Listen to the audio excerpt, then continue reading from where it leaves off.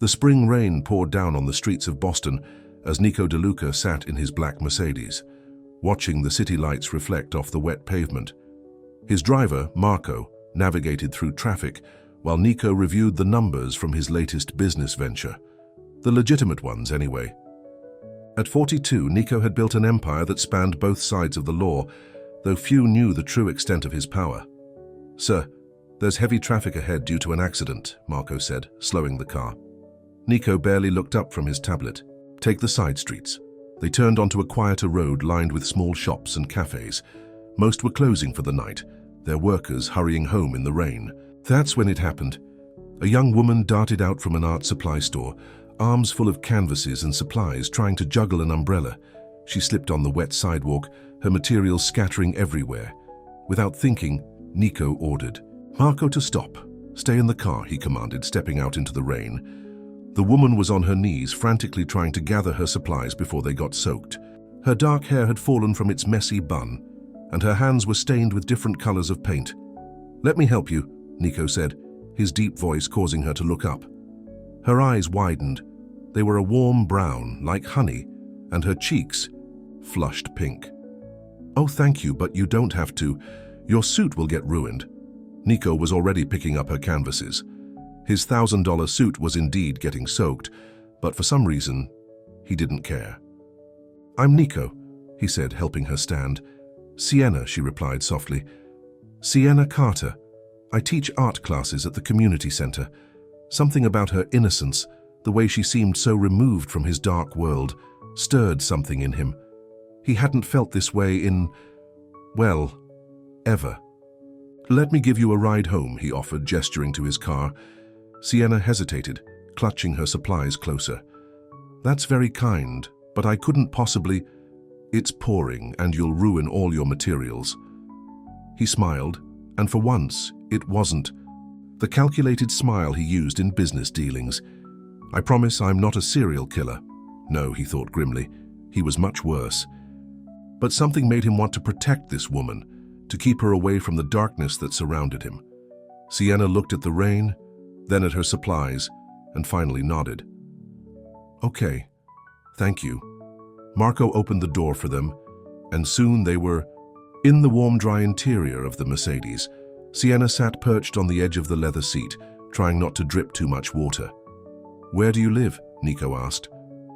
"The artist lofts on Baker Street," she replied, then quickly added, "It's not fancy, but it's home." As they drove, Nico found himself watching her. She was probably in her late 20s, wearing paint-splattered jeans and an oversized sweater. Everything about her screamed innocence and light, the complete opposite of his world. "What were you working on so late?" he asked, genuinely curious. "I'm preparing for an exhibition next month at the community center. It's nothing big, just my students' work, but..."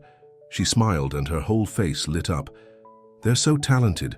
Some of them have never had anyone believe in them before." Nico felt something in his chest tighten. When was the last time someone had talked to him about anything so pure, so untainted by greed or power? They arrived at her building, and Marco opened the door. Before she got out, Sienna turned to Nico. "Thank you again. You didn't have to help me." "It was my pleasure," he replied, and meant it. He watched her hurry into her building, clutching her art supplies. As soon as she was inside, he pulled out his phone. "Tony," he barked when his head of security answered. "I need everything you can find on Sienna Carter. She teaches art at the community center on 5th, and I want someone watching her building." Discreetly, he ended the call and stared out the window at her building. He knew he should drive away and forget about her. Someone like him had no business getting involved with someone so pure, but he couldn't shake the feeling that their meeting wasn't just chance. That night, in his penthouse overlooking the city, Nico found himself unable to sleep. He walked to his window, watching the lights of the city below. His empire stretched across every street, every corner. He had more money than he could spend in 10 lifetimes, more power than most men could dream of. But for the first time in years, he felt something was missing. His phone buzzed with a message from Tony. The preliminary background check on Sienna was complete. 28 years old, born in a small town in Maine, moved to Boston 5 years ago to pursue her art. No criminal record, no suspicious connections, just a regular girl trying to make her way in the world. Nico smiled. He should leave her alone. Let her live her life free from the darkness that surrounded him. But he already knew he wouldn't, because Nico DeLuca had built his empire by taking what he wanted. And for the first time in his life, what he wanted wasn't power or money or respect. What he wanted was her. As the rain continued to fall over Boston, two worlds that should never have collided began to intertwine, and neither Nico nor Sienna could have predicted how their lives would change from this moment forward. In her small loft apartment, Sienna hung up her wet coat and arranged her salvaged art supplies. She couldn't stop thinking about the mysterious man in the expensive suit who had helped her. There had been something about him, something dangerous and thrilling that made her heart race. Little did she know, her life was about to change forever. Because once Nico DeLuca set his sights on something he never let go. And he had just decided that Sienna Carter belonged in his world, whether she was ready for it or not. The next morning, Sienna walked into the community center carrying her usual bag of art supplies. The halls were quiet this early, just the way she liked them. As she unlocked her classroom door, she noticed something different. On her desk sat a large box wrapped in elegant silver paper. "What in the world?" she muttered, setting down her bags. Inside the box was the most expensive set of art supplies she had ever seen: professional-grade paints, brushes made with real sable hair, and canvases of the highest quality. The card attached simply read, "To replace what got wet," and Sienna's heart skipped a beat. How had he known exactly what she needed? And how had he gotten into the locked building? She was still staring at the supplies when her first student arrived, Tommy, a troubled 13-year-old, who'd been sent to her class as part of a youth program. "Whoa, Miss Carter! Those are fancy!" Tommy exclaimed, examining the brushes. Sienna smiled, pushing aside her questions about the mysterious gift. "They sure are. Want to try them out?" The morning passed quickly as she taught her students, but she couldn't shake the feeling of being watched. Occasionally, she'd glance out the window and catch a glimpse of a black car parked across the street. During her lunch break, she decided to walk to the small cafe down the block. As she stepped outside, a man in a suit approached her. "Miss Carter, Mr. DeLuca would like to invite you to dinner tonight." Sienna nearly dropped her sandwich. What?" "The car will pick you up at 7, the man said, handing her a business card with an address written on the back. Before she could respond, he was gone. Back in her classroom, Sienna tried to focus on teaching, but her mind kept wandering to Nico. There was something about him that both thrilled and terrified her. She should say no to dinner. She didn't know anything about him, except that he was clearly wealthy and powerful. But as she packed up her supplies at the end of the day, she knew she would go. Meanwhile, across town in his office on the top floor of the DeLuca building, Nico was in a meeting with his captains. They were discussing territory disputes with a rival family, but his mind kept drifting to Sienna. "The Russians are pushing into the docks again," his underboss, Vincent, was saying. "We should send them a message." "No," Nico said firmly. "Not yet. Let them think we're weak. When they push too far, we'll show them exactly who they're dealing with." The men around the table nodded. They knew better than to question Nico's decisions. He hadn't become the most powerful man in Boston by being reckless. After the meeting, Vincent stayed behind. "Boss, we've got the background check on the girl. She's clean, but what?" Nico's voice was dangerously quiet. "She volunteers at the same community center where the Russians are running their teenage recruitment program. It could be complicated." Nico stood and walked to the window, looking out over his city. "Have we identified which kids they're targeting?" "Yes, including a boy in her art class." "Tommy Martinez." Nico's jaw tightened. Of course, the Russians weren't just pushing into his territory. They were poisoning it from within, targeting vulnerable kids. And now Sienna was unknowingly in the middle of it all. Double the security on her. "San, get me everything you can on Tommy Martinez's family situation." As Vincent left, Nico checked his watch. 2 hours until dinner. He had chosen a private restaurant he owned, somewhere he could control every aspect of their evening. Somewhere Safe. Back at her apartment, Sienna stood in front of her closet feeling overwhelmed. Everything she owned seemed suddenly inadequate. Finally, she chose a simple blue dress, the one she wore to gallery openings. At exactly 7, her doorbell rang. The same man from earlier stood there. "Miss Carter, your car is waiting." The restaurant was unlike anywhere Sienna had ever been. The maitre d' led her to a private room where Nico was waiting. He stood when she entered and her breath caught. He was even more handsome than she remembered, wearing a perfectly tailored suit that probably cost more than her yearly salary. "You look beautiful," he said, pulling out her chair. "Thank you for the art supplies," she said once they were seated, "but they were too much. I can't accept them." "You can, and you will."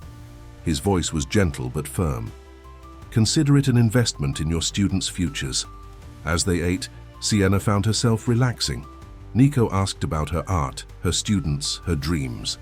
He listened with genuine interest, and she found herself opening up about things she rarely shared.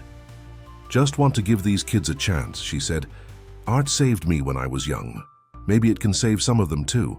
Nico watched her as she spoke, feeling something he hadn't felt in years: hope. Hope that maybe there was still some light left in his dark world. But as they finished dinner, reality intruded. His phone buzzed with a message from Vincent. "Russians spotted near the community center. They're making their move tomorrow." Nico's expression darkened for just a moment, but Sienna noticed. "Is everything okay?" He forced a smile. "Just business. Nothing for you to worry about." But as he watched her leave in his car that night, he knew he had a decision to make.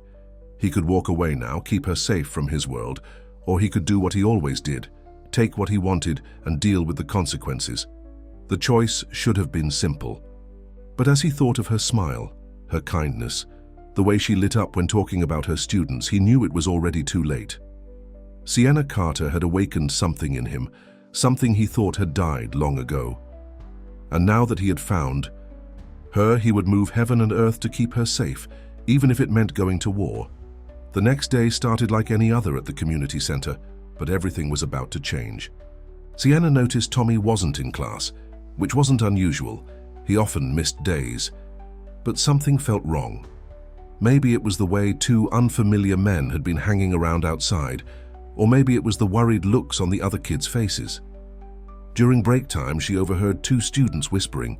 "They offered Tommy a job," one said he could make real money. "Yeah, but everyone knows what kind of jobs those guys offer," the other replied. "My cousin got involved with them last year. He's in jail now." Sienna's heart sank. She'd heard rumors about gang recruiters targeting kids in the neighborhood, but she'd never thought it would touch her classroom. She had to do something. Without thinking it through, she grabbed her phone and called the number on the business card Nico's man had given her. To her surprise, he answered on the first ring. "Sienna." His voice was warm, and just hearing it made her pulse quicken. "I was just thinking about you. Nico, I'm sorry to bother you, but one of my students is in trouble. Tommy Martinez. He's missing class, and the other kids are saying some men offered him a job, but I think—" "Stay where you are," Nico interrupted, his voice suddenly hard. "I'm sending someone to pick you up. Don't leave the building." Before she could protest, he hung up. 20 minutes later, the same driver from last night arrived at her classroom door. "Miss Carter, Mr. DeLuca would like to see you." This time, instead of a restaurant, she was taken to a towering office building downtown. The elevator went straight to the top floor, where Nico waited in an office bigger than her entire apartment. "Tell me everything you know about Tommy," he said without preamble. Sienna sat down, twisting her paint-stained hands in her lap. "He's 13. Brilliant artist, but troubled. His mum works 3 jobs and his dad's not in the picture. He started coming to my class as part of a youth program, and he's got real talent, Nico. But lately, the men who approached him, what did they look like? I didn't see them myself, but the kids mentioned they spoke with accents. Russian, maybe." Nico's face darkened. He pressed a button on his desk. "Vincent, get in here." A tall man in a suit entered immediately, as if he'd been waiting. Nico spoke rapidly in Italian, his voice angry. Sienna didn't understand the words, but she understood the tone. "What's going on?" she asked when Vincent left. "Nico, if Tommy's in danger, I need to call the police." "No police," he said firmly. "I'll handle this." "Handle it? What does that mean? Nico, who are you really? He came around the desk and took her hands in his. They were warm and strong, and despite her confusion and fear, she felt safe. There are things about me you don't know, he said slowly. Things that would probably make you run away, but right now I need you to trust me. Can you do that? She should say no, everything about this screamed danger. But when she looked into his eyes, she saw something that made her nod. Good, he said softly. Now, I need you to go back to the community center. Act normal. If those men approach you or any other students, don't confront them, just call me immediately. What are you going to do? I'm going to make sure Tommy and every other kid in that center stays safe. He touched her cheek gently. And I'm going to make sure nothing ever threatens you. Back at the community center, Sienna tried to focus on her classes, but her mind was racing. Who was Nico, really? Why did he have so much power? And what was he planning to do? She got her answer that evening. As she was packing up, Tommy walked into her classroom, looking scared but relieved. Miss Carter, I need help. She hugged him immediately. What happened? These guys, they wanted me to deliver packages for them, said I could make thousands. But then, he swallowed hard. Then this other man came, told them I was under protection, said if they ever came near me again. What man? Sienna asked, though she already knew. Tall guy in a suit. Italian, I think. He said he was a friend of yours. Tommy pulled something from his backpack, an application for a summer art program at Boston University. He said if I stay in school and keep coming to art class, he'll make sure I get in. Said he had connections. Sienna felt tears in her eyes. She knew she should be worried about what kind of power Nico had, what kind of man he was to inspire such fear in others. But all she could think about was that he had saved her student. That night, as she sat in her apartment trying to process everything, her phone buzzed with a text from an unknown number. Check your email. N. In her inbox was an invitation to a charity gala that weekend at the Museum of Fine Arts. The subject line read, "Be my date?" Sienna stared at her phone for a long time. She was starting to understand that getting involved with Nico meant stepping into a world very different from her own. A dangerous world. But as she thought about Tommy's relieved face, about the way Nico had listened to her concerns and acted immediately, about the gentleness in his touch, despite the power he wielded, she knew she couldn't stay away. She texted back one word, yes. Across town in his penthouse, Nico smiled at her response. Then he turned back to Vincent and his other captains, who were waiting for his orders. The Russians have been warned, Vincent reported. They won't touch the community center or any of its students again. Good, Nico said. Now, about the gala this weekend. I want security doubled. If I'm going public with Sienna, every family in Boston will know what she means to me. She'll be a target. Boss, one of his captains said carefully, are you sure about this? Getting involved with a civilian, it's risky. Nico's eyes hardened. She's not up for discussion. Anyone who has a problem with that can leave now. Anyone who even thinks about using her against me will not live to regret it. Are we clear? The men nodded. They had never seen their boss like this about a woman before. They knew that Sienna Carter had just become the most protected person in Boston and the most endangered. The night of the charity gala arrived, and Sienna stood in front of her mirror, hardly recognizing herself. The dress that had been delivered to her apartment that morning was a deep blue silk that probably cost more than her rent. Her usually messy hair had been styled by a professional who had shown up at her door, insisting Nico had sent her. A knock at her door made her heart jump. But instead of Nico, it was a woman she'd never seen before. Miss Carter, I'm Maria. Mr. DeLuca sent me to deliver this. She handed Sienna a velvet box. Inside was a diamond necklace that made her gasp. I can't. Wear this, Sienna protested. It must be worth a fortune. Maria smiled kindly.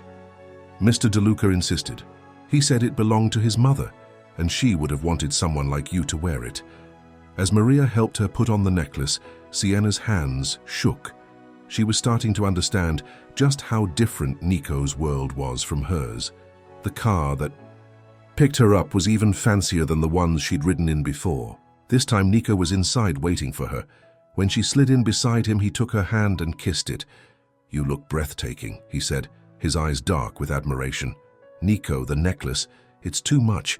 Your mother's—" "My mother would have loved you," he said softly. "She always said I needed someone with a pure heart to balance out all my darkness." Before Sienna could respond to that cryptic statement, they arrived at the museum.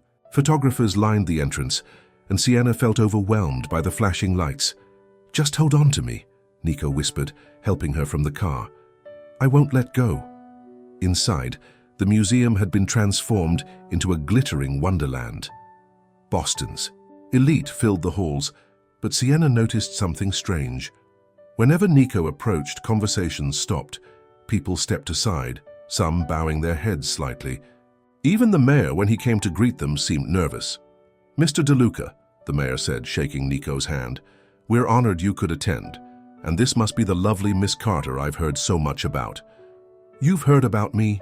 Sienna asked, surprised. "My dear, when Nico DeLuca starts dating someone, everyone notices." As they moved through the crowd, Sienna felt eyes following them everywhere. Women whispered behind their hands, and men watched with a mixture of fear and respect. "Dance with me," Nico said suddenly, leading her to the dance floor. In his arms, moving to the soft music, Sienna almost forgot about everyone watching them. Almost. "Why is everyone so afraid of you?" she asked quietly. Nico's hold on her tightened slightly.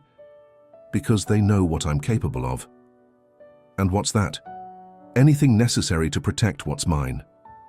He looked into her eyes. "And you should know, Sienna, I consider you mine now." Before she could process that declaration, a commotion broke out near the entrance. Nico's body tensed, and suddenly several men in suits were around them. "Boss," one said urgently, "the Russians are here." "Get her out," Nico ordered, his voice cold as ice. "No," Sienna protested. "Nico, what's happening?" But his men were already leading her away through a back entrance and into a waiting car. Through the window, she saw several tough-looking men entering the museum, led by a tall man with silver hair. The car sped through Boston's streets, finally stopping at a building she didn't recognize. The men hurried her inside and up to a luxurious apartment. "Where are we?" she asked. "One of Mr. DeLuca's safe houses," the guard explained. "Please make yourself comfortable. He'll be here as soon as he can." Hours passed. Sienna paced the apartment, still in her ball gown, wondering what was happening. Finally, near midnight, she heard the elevator. Nico walked in, his tie loose and his knuckles bruised. When he saw her, his face softened. "Are you okay?" they both asked at the same time. "I'm fine," he said, coming to her. "But we need to talk." He poured them both a drink and led her to the couch. For a long moment, he just looked at her, as if memorizing her face. "The men at the gala," he said finally. "They're part of a Russian crime family. They've been trying to take over my territory for months." "Your territory?" Sienna's voice shook. "Nico, are you in the Mafia?" "I'm not in the Mafia, Sienna. I am the Mafia. At least in this part of the country." He took her hands in his. "I know this is a lot to take in. If you want to walk away, I'll understand. I'll make sure you're protected, set up somewhere safe." "Is that why you helped Tommy? Because of the Russians?" "Partly. But mostly because you cared about him." He touched her cheek. "You make me want to be better, Sienna. You make me want to use my power for something good." Sienna stood up, walking to the window. The city lights sparkled below, and somewhere out there, her simple life as an art teacher seemed very far away. "Those men," she said, "will they try to hurt you?" "They'll try." He came up behind her, his hands on her shoulders. "But I'm more worried about them hurting you. Being with me puts you in danger." She turned to face him. "Is that why everyone was staring at me tonight? Because being with you makes me a target?" "Yes. In my world, the people we love are our greatest weakness." His eyes met hers. "And I am falling in love with you, Sienna." The words hung in the air between them. Sienna knew she should run. This man was dangerous, powerful, involved in things she didn't want to know about. But when she looked into his eyes, she saw something else. Loneliness, hope, and a love so fierce it took her breath away. "I think," she said slowly, "I'm falling in love with you too." He pulled her close, kissing her with a passion that made her forget everything else. But even as she melted into his embrace, she heard phones ringing, people entering the apartment. Urgent voices. Nico broke the kiss, pressing his forehead to hers. "I have to deal with this. Stay here tonight, please. I'll have Maria bring you clothes in the morning." After he left, Sienna sat in the luxurious apartment, touching her lips where he had kissed her. She had just admitted she was falling in love with the most dangerous man in Boston. And somewhere in the city, his enemies were plotting, knowing they had finally found his weakness. Morning sunlight streamed through the windows of Nico's safe house as Sienna woke up in the most comfortable bed she'd ever slept in. For a moment, she forgot where she was, until she saw the designer clothes Maria had laid out for her, and everything came rushing back. She was in love with a mob boss. After a quick shower, she found breakfast waiting in the kitchen, along with a note from Nico. "Had to handle some business. Car will take you to work. We'll talk tonight. Stay safe." Only 2 guards escorted her to the community center. She tried to act normal, but everything felt different now.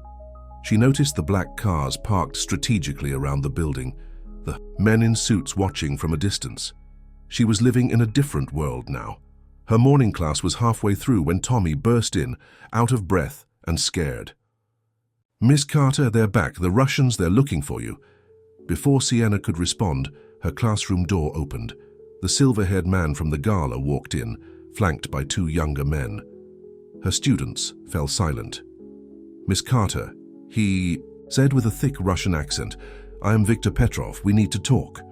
"My students are having class," she said, trying to keep her voice steady. "Please leave." Of course.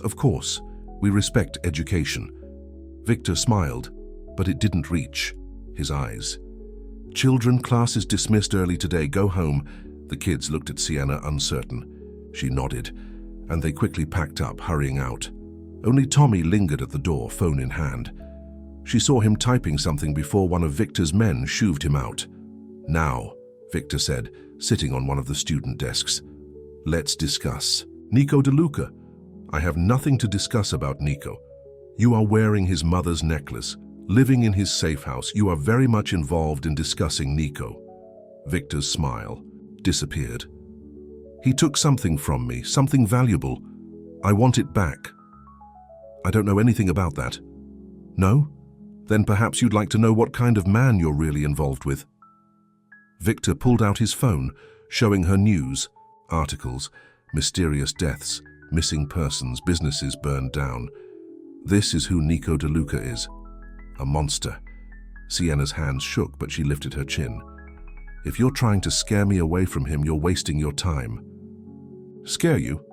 "No, my dear, I'm trying to give you an opportunity." Victor stood towering over her. "Tell Nico that if he wants to keep you safe, he will return what he stole. He has until midnight tomorrow." "Or what?" "Or I will show you exactly." Why everyone in Boston fears the Russian mob more than they fear Nico DeLuca. Suddenly, the classroom door burst open. Vincent and several of Nico's men rushed in, guns drawn. Victor's men reached for their weapons, but Vincent's voice rang out. "The building is surrounded. Walk away now and we can avoid bloodshed in a school." Victor smiled again. "Of course, we were just leaving." He turned to Sienna. "Remember what I said, Miss Carter. Midnight tomorrow." After they left, Vincent hurried to Sienna. "Are you okay? Tommy called us." "I'm fine." "But Vincent, what did Nico take from them?" Vincent hesitated. "That's not for me to say. Boss wants you brought to him right away." Instead of his office, the car took her to a beautiful old church. She found Nico in the empty sanctuary, kneeling in prayer. He looked up when she entered, and the worry in his eyes made her heart ache. "Are you hurt?" he asked, pulling her into his arms. "No. But Nico, what's going on? What did you take from them?" He was quiet for a long moment, still holding her. "Evidence. Proof of their human trafficking operation, especially their child trafficking." He pulled back to look at her. "They've been using their legitimate businesses as fronts, including trying to recruit kids from your community center. That's why you helped Tommy. Partly, but mostly because you were right about him. He's a good kid who just needs a chance." Nico ran a hand through his hair. I've been building a case against them. Working with certain law enforcement officials who aren't on their payroll, we're close to shutting down their entire operation. But they'll hurt people to stop you. They'll hurt me. I would die before I let them touch you. His voice was fierce. But you're right. It's not fair to put you in danger. I can have you on a plane tonight, somewhere safe until this is over. No. Sienna surprised herself with how firm her voice was. I'm not running away. Those kids at the center, they need someone to stand up for them. You're trying to do the right thing, aren't you? Actually trying to help? For the first time in my life, yes. He touched her face gently. You make me want to be better, to use what I have to protect people instead of just gaining more power. Then I'm staying. We'll face this together. Nico pulled her close again, and in the quiet of the church, he whispered, "Marry me." Sienna pulled back, shocked. What? Marry me? I know it's fast, but life is short and dangerous in my world. I love you, Sienna. I want to build something good with you, to have a family, to make my power mean something more than just control and fear. Nico, you don't have to answer now, but know this, whether you say yes or no, I will always protect you, and I will always love you. Sienna looked into his eyes and saw the truth there. This dangerous, powerful man had given his heart to her completely. And despite everything, the danger, the violence, the threats, she knew her heart belonged to him too. But before she could respond, Vincent burst into the church. "Boss! The Russians! They've taken Tommy!" Nico's face hardened into the expression that made men fear him. "Get everyone together. Now." He turned to Sienna, and his eyes softened just slightly. "I will bring him back, I promise you." As he strode out of the church, Sienna sank into a pew, her head spinning. In just a few days, her simple life had turned into something out of a movie. She was in love with a mob boss, had been threatened by the Russian Mafia, and now one of her students was in danger. And somewhere in her heart, she knew what her answer to Nico's proposal would be, if she survived long enough to give it. The next few hours were a blur of activity. Nico had taken Sienna to his main house, a fortress-like mansion outside the city. She sat in his study, watching him coordinate the search for Tommy, through phone calls and meetings with his men. "They've got him in one of 3 possible locations," Vincent reported. "We're checking them all." "Not fast enough," Nico growled. "That boy has been missing for 4 hours already." Sienna couldn't sit still anymore. She stood up and started pacing. "I need to call his mother. She must be worried sick." "Already taken care of," Nico said softly. "I told her Tommy's on a special field trip with the art program. She thinks he's safe. But he's not safe, is he?" Tears filled Sienna's eyes. "This is all my fault. They took him because of me." Nico was at her side in an instant, pulling her into his arms.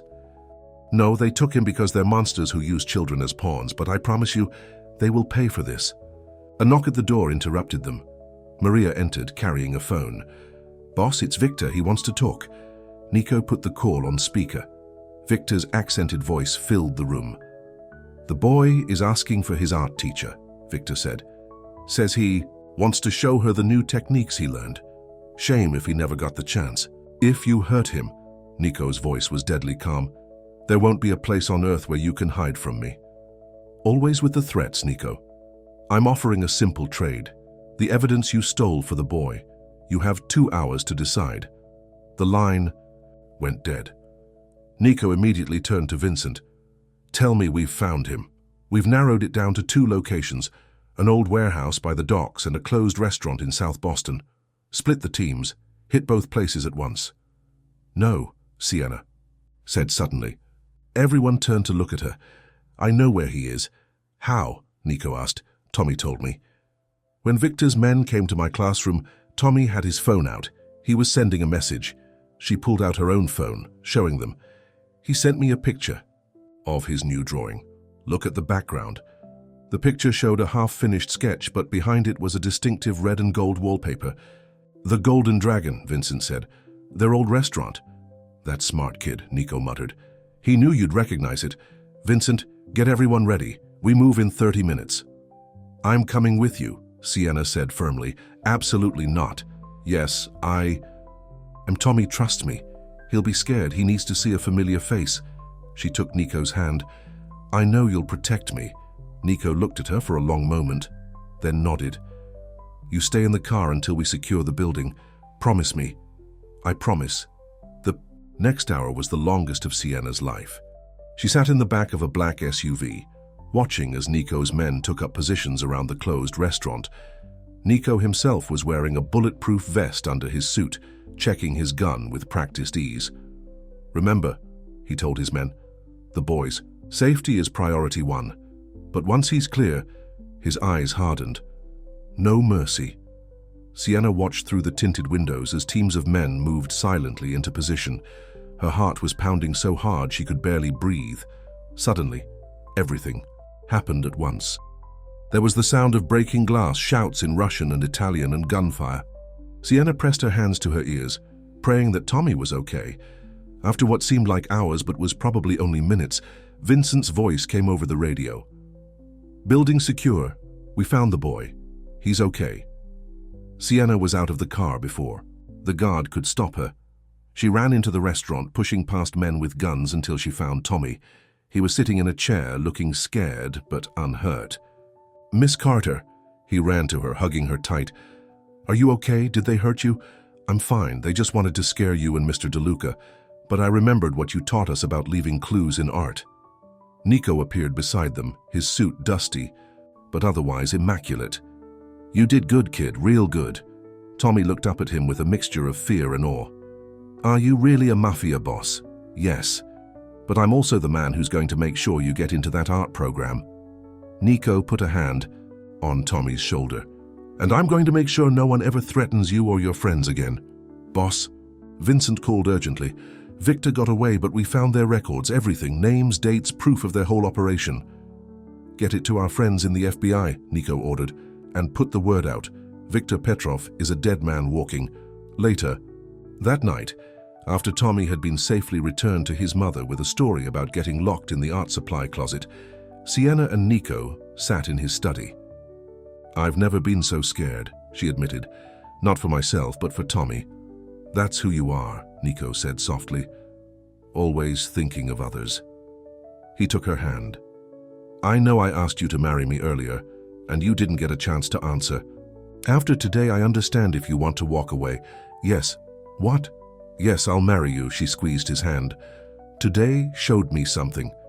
You may be a dangerous man, Nico DeLuca, but you use that danger to protect people, to protect me, to protect Tommy. How could I not love you for that? He pulled her into a passionate kiss, but they were interrupted by Vincent clearing his throat at the door. Sorry, boss, but we've got a problem. Victor was seen boarding a private plane. He's running. Nico's eyes turned cold. Not far enough? He looked at Sienna. I have to go handle this. I know. She touched his face. Just come back to me. Always. He kissed her again. Start planning our wedding. When I get back, we'll show Boston what it means when a DeLuca falls in love. As he left the room, Sienna touched the engagement ring he had slipped onto her finger during their kiss. It was beautiful, probably worth more than she'd make in 10 years of teaching. She was about to marry the most powerful man in Boston, a man who could be both terrifying and tender, dangerous and protective, a man who had shown her that sometimes love comes in unexpected packages. But as she watched more of his men arrive, planning their hunt for Victor, she wondered if their love story would have a happy ending, or if the violence of his world would eventually tear them apart. 3 days had passed since Nico left to hunt down Victor, and Sienna was trying to keep herself busy with wedding preparations. Maria had introduced her to Boston's top wedding planner, who was now showing her photos of possible venues. The DeLuca wedding will be the event of the year, the planner Jessica said excitedly. We're thinking 500 guests minimum. 500? Sienna nearly choked on her coffee. I don't even know 500 people. Trust me, dear, when you marry Nico DeLuca, everyone who's anyone will expect an invitation. They were sitting in Nico's mansion, surrounded by fabric swatches and flower arrangements. Outside, she could see the usual guards patrolling the grounds. She hadn't been allowed to return to her apartment or the community center until Victor was found. Her phone buzzed with a text from Nico. "Miss you. Stay safe. We'll be home soon." She smiled, touching the massive diamond on her finger. Despite everything, her heart still skipped a beat when she thought about marrying him. "Miss Carter," one of the guards appeared at the door. "There's someone here to see you, says she's Tommy's mother." Rosa Martinez walked in, looking nervous but determined. Sienna immediately dismissed Jessica and the wedding plans. "Mrs. Martinez, is everything okay? Is Tommy all right?" "Tommy is fine, better than fine." Rosa sat down, twisting her hands in her lap. "That's why I'm here. I know what really happened that night. Tommy told me everything." Sienna's heart stopped. "Mrs. Martinez, please let me finish. My boy. He's always been good at art, but troubled. I work so much I couldn't always be there. I was afraid he'd end up in a gang." Tears filled her eyes. "But now? He's different, focused, talks about college, about being an artist. And I know it's because of you. You and Mr. DeLuca. We just want to help. The Russians approached me too, offered me money to tell them about you." "And Mr. DeLuca, a lot of money." Rosa straightened her shoulders. "I said no, I want you to tell him that. Tell Mr. DeLuca that Tommy's mama stands with him." Sienna hugged the older woman, touched by her loyalty. After Rosa left, Sienna went to the window, watching the sun set. Over Boston. Somewhere out there, Nico was dealing with Victor. She prayed he was safe. A commotion at the front gate caught her. Her attention. Several black cars were pulling up and she recognized Vincent getting out of the first one. Her heart leaped. Was Nico back? But when Vincent came to find her, his face was grim. "We found Victor," he said without preamble. "And?" "He's dead, but not by our hand." Vincent ran a hand through his hair. "Someone got to him first, left a message for the boss." "What kind of message?" "Thanks for doing the hard work. Now it's our turn." Signed by the Calabrese family. Sienna sank into a chair. She'd heard that. Name whispered around Nico's house. Another crime family more vicious than the Russians. What does it mean? It means they're making a play for Boston. With the Russians out, they think we're vulnerable. Vincent checked his phone. "Boss is on his way back. He says not to worry." But she could see the worry in Vincent's eyes. Before she could ask more questions, Maria rushed in. "Turn on the news," she said, grabbing the remote. The TV flickered to life, showing breaking news. "Multiple explosions reported at businesses across Boston. Sources say all properties linked to crime. Boss Nico DeLuca." Sienna watched in horror. As footage showed several of Nico's legitimate businesses in flames. The reporter continued, "While no casualties have been reported, authorities are investigating possible connections to organized crime." Her phone rang. "Nico, are you okay?" They both said at once. "I'm fine," she assured him. "When will you be home?" "An hour. Don't watch the news. This is just business." "Business? They're bombing your buildings. They're sending a message." "Testing my response." His voice softened, but they made a mistake. They thought taking out Victor would weaken me. Instead, it just freed up my resources to deal with them. After they hung up, Sienna went back to the wedding plans, but her mind was elsewhere. She picked up a photo of a beautiful church and remembered something. "Maria," she called, "can you get me Tommy's art teacher application and his mother's work records?" An hour later, when Nico finally walked through the door, Sienna was waiting with a stack of papers. "Before you do anything else," she said, "you need to see this." She showed him what she'd found. Rosa Martinez had worked as a cleaning lady at several Calabrese properties over the years. Tommy's art scholarship application had been processed through a foundation with ties to the same family.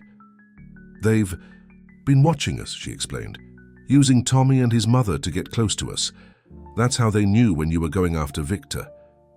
Nico studied the papers, his expression darkening. Then he looked at her with a mixture of pride and concern. "You figured this out on your own. I'm an art teacher, I notice details." She touched his arm. "What are you going to do?" He pulled her close, kissing her deeply. When he pulled back, his eyes were fierce with love and determination. "First, I'm going to marry you, right away. Tomorrow." "Tomorrow?" But the planner said, "No big wedding. No society event. Just us, a priest, and our closest people. I'm not waiting another day to make you mine forever. But the Calabrese family, we'll learn what happens when they threaten what's mine." He cupped her face in his hands. "I built my empire through fear, Sienna, but you've shown me there's another way.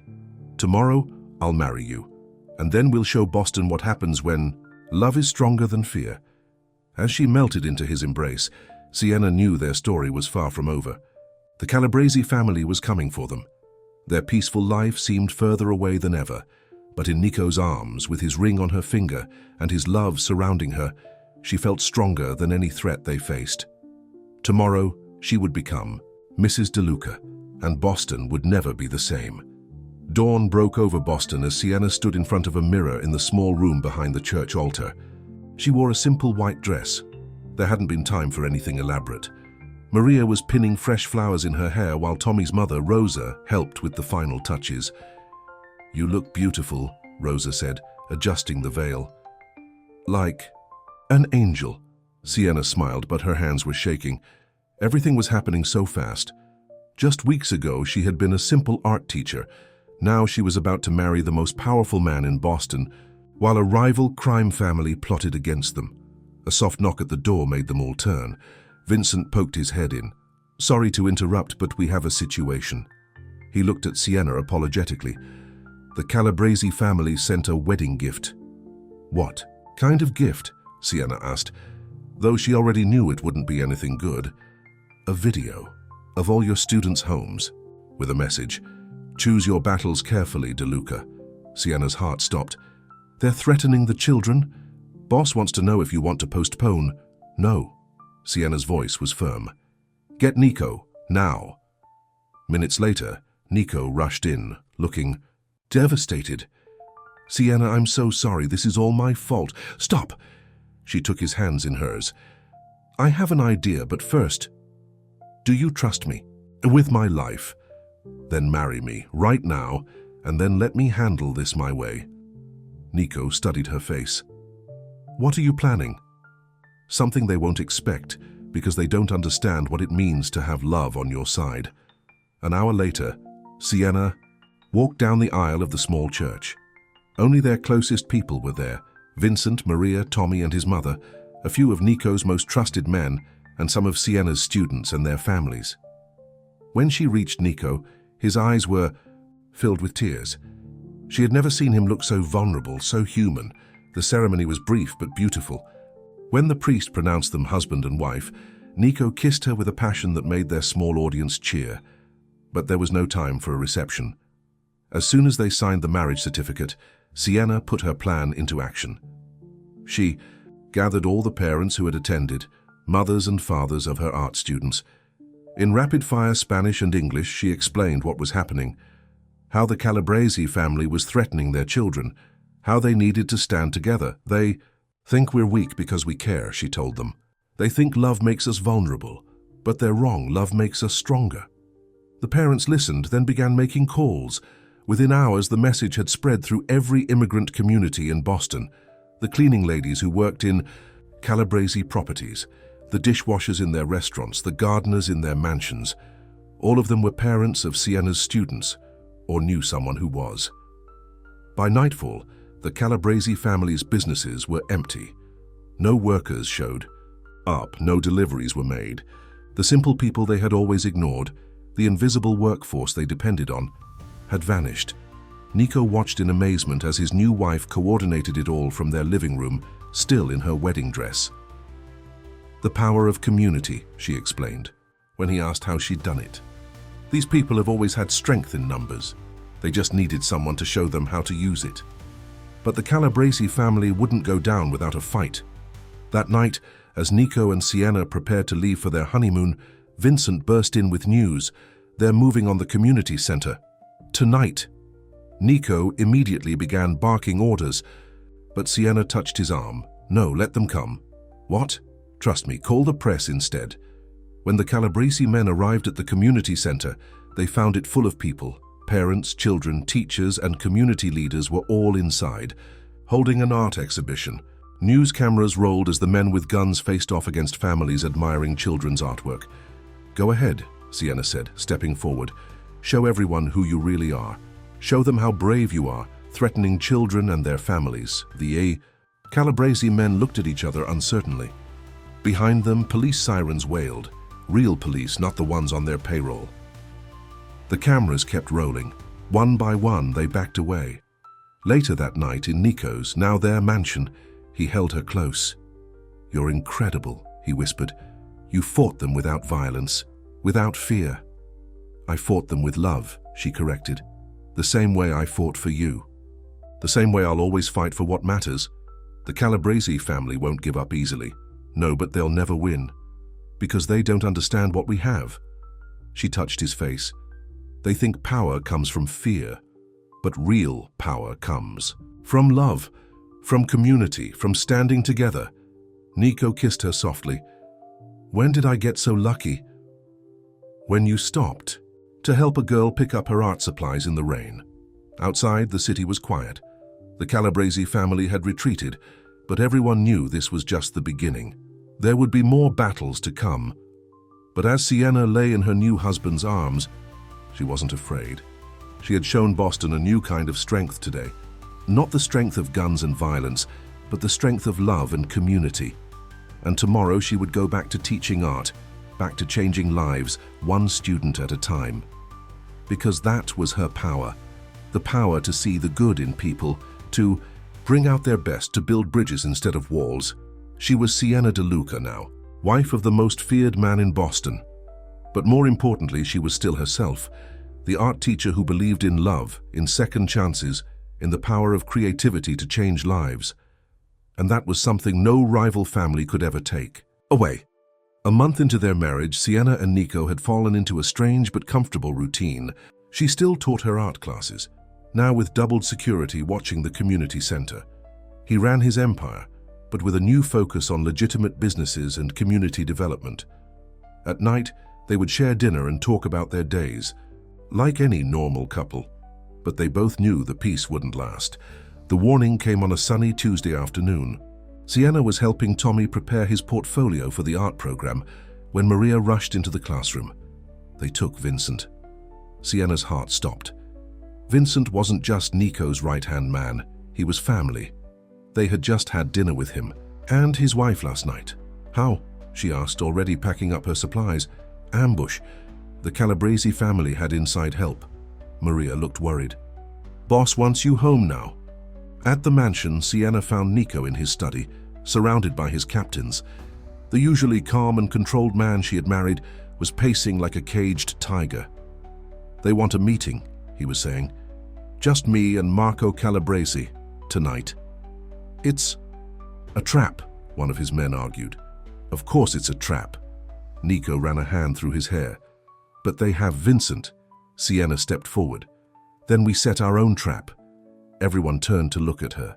Since their wedding, Nico's men had gained a healthy respect for her different but effective approach to problems. "What are you thinking?" Nico asked. "They expect you to come in guns blazing, they're counting on it. But what if we use their own tactics against them?" She laid out her plan. It was risky, but it might be their only chance to end this war once. And for all that night, Nico walked into the abandoned warehouse where Marco Calabrese had demanded the meeting. He was alone as required. "DeLuca," Marco called from the shadows. "So nice of you to come. Where's that pretty wife of yours?" "This is between us," Nico said coldly. "Where's Vincent?" Marco stepped into the light. He was older than Nico, with grey hair and cold eyes. Two men dragged Vincent forward. He was beaten but alive. "You've gone soft, DeLuca," Marco said. "First the Russians, now this community hero act. The old families are worried. You're changing too many rules." "The world is changing," Nico replied. "We need to change with it." "No, we need to remind people why they fear us." Marco pulled out a gun, "Starting with you." But before he could, fire. The warehouse erupted in chaos, not from gunfire but from dozens of cell phone videos suddenly playing at full volume. The walls came alive with projected images, security footage from every Calabrese property over the last month. Marco's face went white as he watched. There was footage of his men threatening children, of deals with corrupt officials, of murders and extortion. All the dark secrets they had kept hidden now playing on every surface of the warehouse. "What is this?" he demanded. "This is what happens when you underestimate the power of community," Sienna's voice rang out. She stepped from the shadows, holding her phone. "Every worker you ignored, every parent you threatened, they've been watching, recording, waiting." More people emerged, cleaning ladies, gardeners, dishwashers, all holding phones, all streaming evidence of Calabrese crimes. "Right now," Sienna continued, "this footage is being sent to every news outlet in Boston, to the FBI, to Interpol. Your empire is built on shadows, Mr. Calabrese. But shadows can't survive in the light." Marco raised his gun, but Nico was faster. In one smooth movement, he disarmed the older man. "It's over," Nico said. "The old way is over." Police sirens wailed in the distance. Real police this time. Not the ones on Calabrese's payroll. Marco's men started backing away, knowing their boss was finished. "You'll regret this," Marco spat. "Both of you?" "No," Sienna said softly. "The only thing I would regret is staying silent, letting fear win." As the police stormed in, led by federal agents who had been building a case against the Calabrese family for months, Nico pulled Sienna into his arms. "I thought I told you to stay home," he whispered. "Since when do I listen?" She smiled up at him. "Besides, I brought backup." Around them, their unlikely army of community members stood proud. They had fought back not with guns or violence, but with truth, with courage, with unity.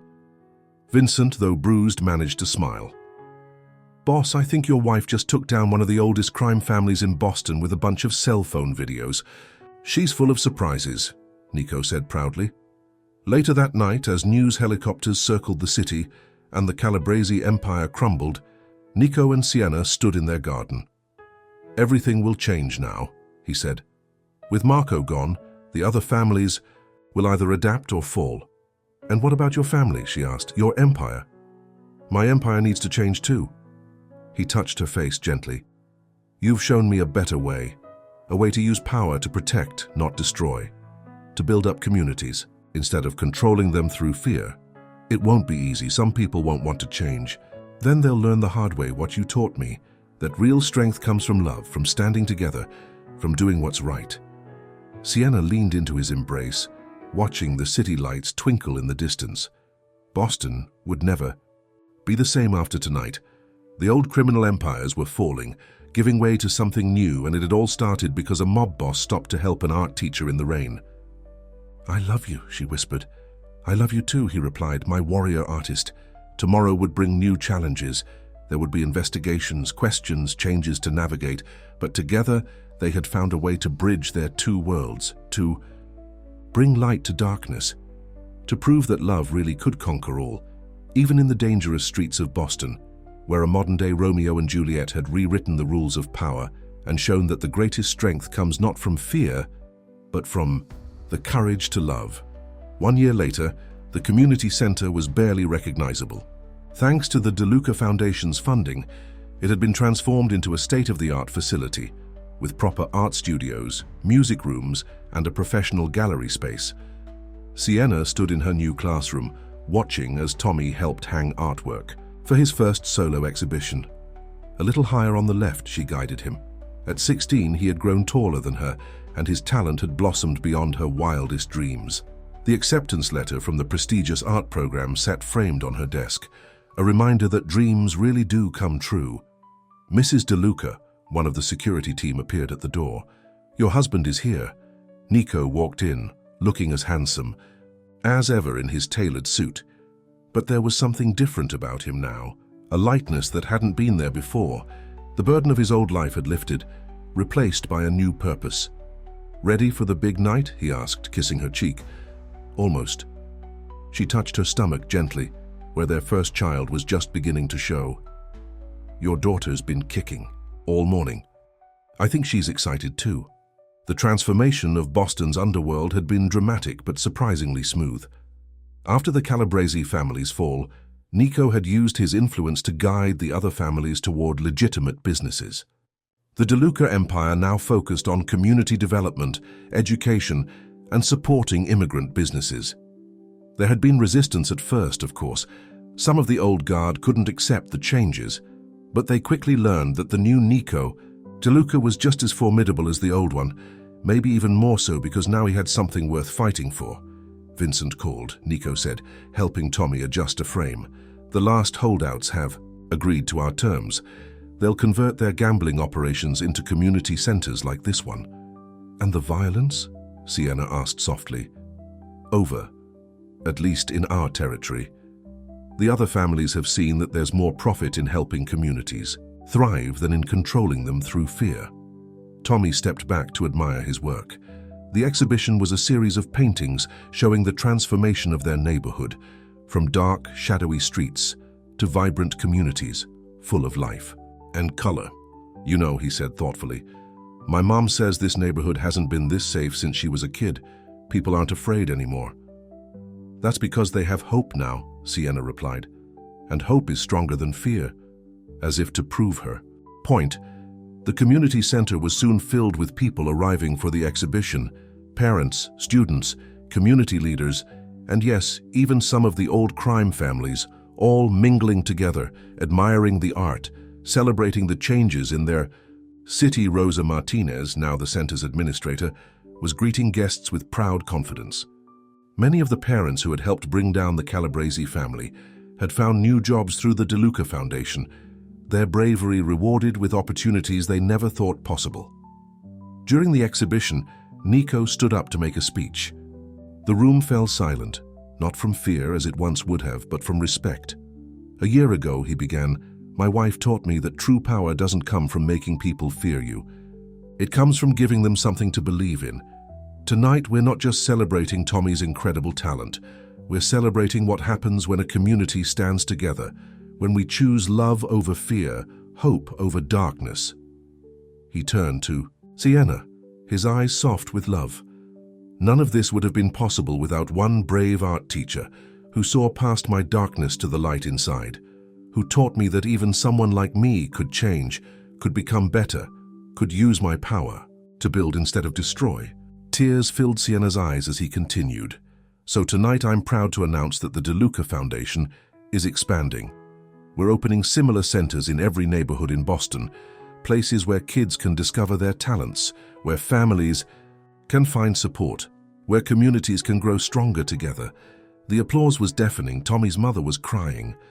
Even some of the old gangsters were wiping their eyes. Later that night, after the guests had gone, and Tommy's exhibition had sold out completely, Nico and Sienna walked through the quiet gallery. Did you ever imagine this? She asked, leaning against him. When you stopped to help me that rainy night, did you think we'd end up here? Never, he admitted. I thought I knew what power was back then, but you showed me real power, the power of love, of community, of believing in people. She turned to face him, taking his hands in hers. And are you happy? Do you ever miss the old life? Miss it? He laughed softly. Sienna, everything I did back then was because I thought power meant being feared. But this, he touched her stomach gently, this is real power. Creating something good. Building a better world for our daughter. Seeing hope in people's eyes instead of fear.